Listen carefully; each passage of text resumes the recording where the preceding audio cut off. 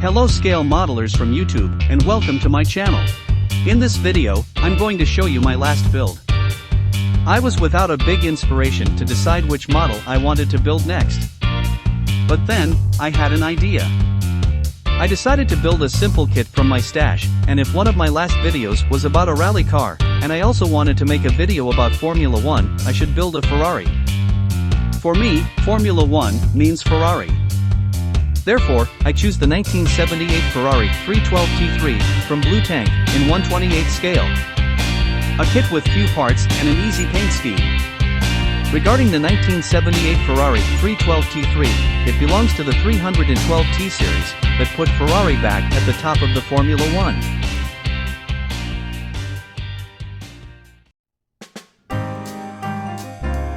The 312T series came after the 312B, which still looked like a cigar on wheels. Although it already used the engine as a structural component, the 312B still did not pay much attention to aerodynamics, and was only a reasonably successful car, with 10 wins in 70 races between 1970 and 1975. Part of the problem was its overly stressful dynamics, which even caused many complaints from the pilots. The latest version of the 312B, the B3, already showed a good evolution of the Scuderia, which returned to fight for the title, with Clay Regazzoni. The 3-liter V12 boxer engine, responsible since 1966 for the 312 nomenclature of the team's cars, was already the most powerful on the grid at the end of the season, and considered quite reliable. But the problem was really the handling of the chassis, which was too far ahead, in addition to not having quick responses, as the pilots needed. That's why Mauro Forghieri, the engineer at the time, decided to design a radically different car. Although the structure followed the same general concept, with a tubular steel chassis, there were fundamentally different concepts. At the front, the focus was on narrowing the nose and the monocoque itself, seeking greater aerodynamic efficiency. The front suspension was completely redesigned, attached directly to the tubular frame of the chassis, with two-wheel push rod systems extending to the center of the car, where it connected to the shock absorber. The side part has been extended to take up virtually the entire space between the front and rear tires, designed in a way to direct airflow over the rear wheel, and there was an air intake behind the cockpit, which ventilated the engine. The big improvement, and that gave the car its name, was in the back. The transmission was designed to be transversal, hence the T in the car's name, with most of its weight concentrated ahead of the rear axle, just behind the engine, which has considerably improved weight distribution. This all made the model gain a lot in terms of pilot response. Although it was completed in autumn 1974 and unveiled in Medina ahead of the new season, the 312T saw its first action at the third race of 1975, held in South Africa, as Ferrari decided to still use the old car for Argentina and Brazil. The first victory came in Morocco, the fifth race of the season, and Ferrari would win 5 of the remaining 9 races, demolishing their competition, and winning both the Constructors' and Drivers' Championships, mainly thanks to the spectacular driving of Niki Lauda.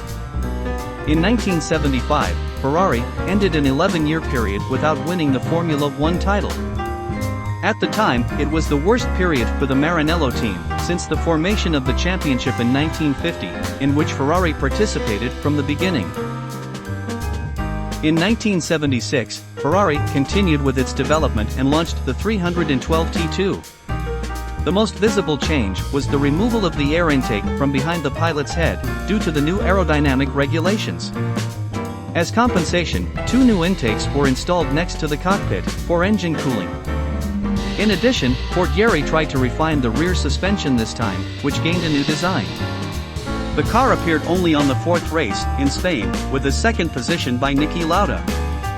Quite reliable, he led the Austrian to 3 more triumphs in the next 5 races, and everything indicated that he would reach the bike championship in a quiet way. However, the famous accident of the then champion, during the 10th race of the season, at Nürburgring, changed the course of the championship. The Austrian was pulled out of the burning wreckage by other drivers, but suffered severe burns and was taken to hospital, where he would fight for his life in the following days. Despite suffering terrible burns to his head, and inhaling hot toxic fumes that damaged his lungs, Lauda only missed 2 races, appearing at Monza just 6 weeks after the accident. It was in time to the final races, but ended up losing the title to James Hunt, from McLaren, by 1 point. However, in 1977, the model continued to be used and Lauda won, without problems, the World Championship, just as Ferrari emerged victorious among the constructors. The 1978 season saw Ferrari introduce the latest version of its wildly successful car. Dubbed the 312 T3, it featured a completely new monocoque chassis and frame, and a suspension system redesigned to use Michelin radial tires, instead of the Goodyear as before.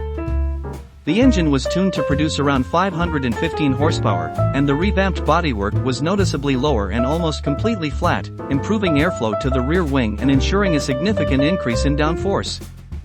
Gilles Villeneuve and Carlos Reutemann debuted the Ferrari 312 T3 in the third race of the season, the South African Grand Prix, and although it maintained its reliability, it was not competitive enough against the revolutionary Lotus 79, driven by Mario Andretti, who presented new concepts when betting on the ground effect aerodynamics.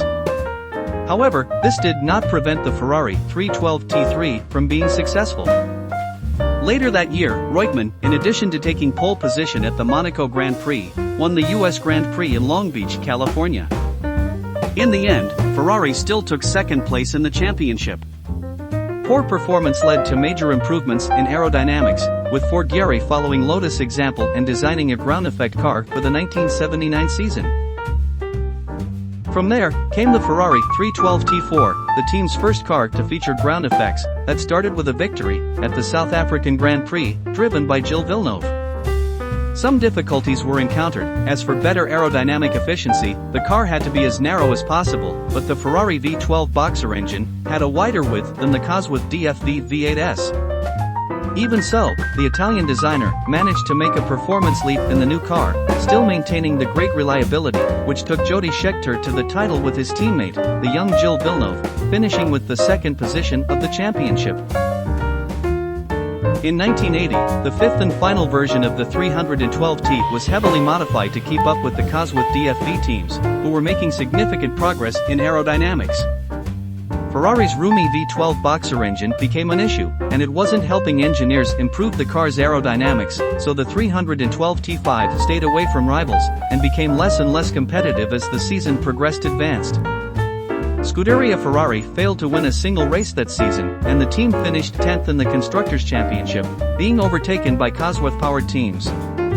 A completely new design, the 126CK, was adopted for the 1981 season, causing the base 312T to be abandoned, but going down in history as the most successful Formula One car ever built. To end this visit to the 312T family, a curiosity. In 1977, Ferrari even tested the six-wheel model 312T6 in the wake of Tyrrell's P34. However, unlike the English team, the Italians were working with four wheels at the rear on the same axle. Niki Lauda and Carlos Reutemann both drove the car, but several problems, especially drivability, meant that the project never passed the test phase and was abandoned.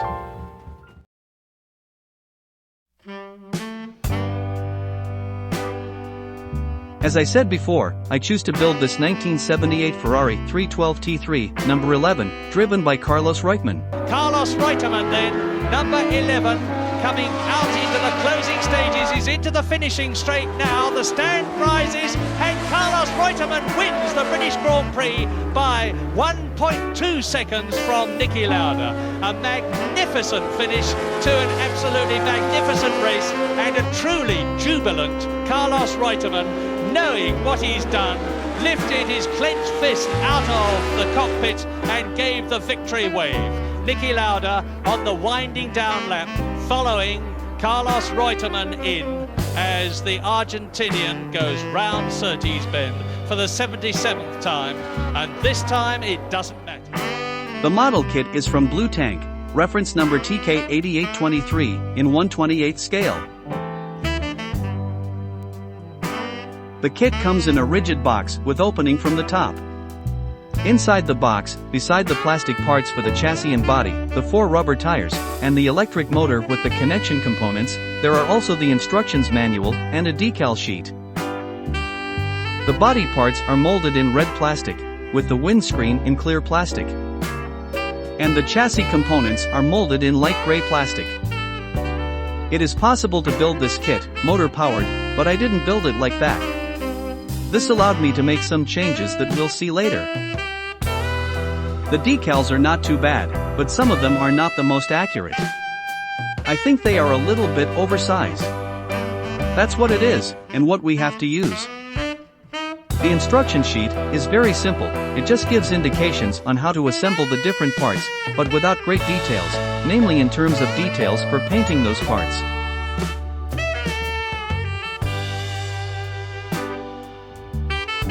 I didn't like the driver figure. Therefore, I decided to cut it from the body. So, this little guy will not be part of the build. After cut the figure from the body and sand it, I painted the body with primer gray, before the red Ferrari color. Once I cut out the driver figure from the body, I replaced it by a bucket seat that I had in my parts box. As the electric motor will not be used, the bucket seat could be placed inside the body, in the area reserved for the batteries. I painted the bucket seat with light sand, and I add the seat belts. It is not possible to see in the image, but I also added 2 plastic rectangles on each side of the bucket seat to create the interior sides of the cockpit. These plastic rectangles were painted with aluminum.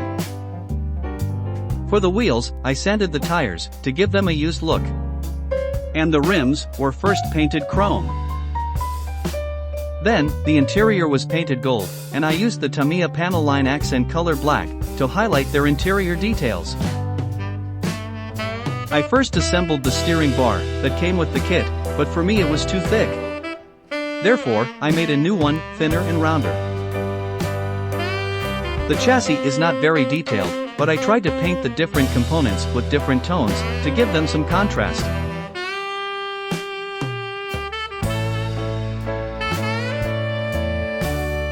The kit is easy to build, due to the small number of parts, and not very detailed. As I said, the instructions don't give the indication of the colors to use for some of those details. Therefore, I tried to follow some reference photos that I found on the internet. In any case, with the small changes I made, I think that the result was not bad, and it will be nice in my display shelf. I enjoyed building it, and gave me also the opportunity to remember these old Formula 1 cars from the 70s and 80s, when I had to research photos and videos to do this video. Thank you for watching, and thank you to all my subscribers. If you like this video, please give it a thumbs up and comment down below with any question or feedback. See you in the next video.